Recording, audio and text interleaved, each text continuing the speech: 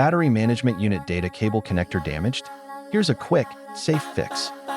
First, power down and disconnect the battery completely before touching any connectors. Required tools: insulated screwdriver, replacement connector, wire stripper, multimeter, and heat shrink. Inspect the connector closely for cracks, bent pins, or loose wiring.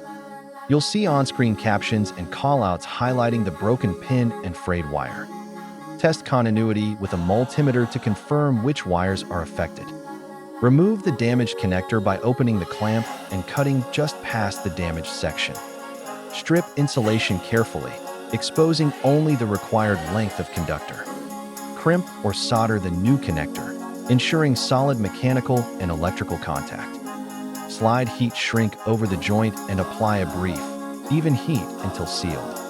Reconnect and secure the cable, then power the system and run a continuity and signal test. Before and after, connector restored and signal stable. Remember safety and periodic checks.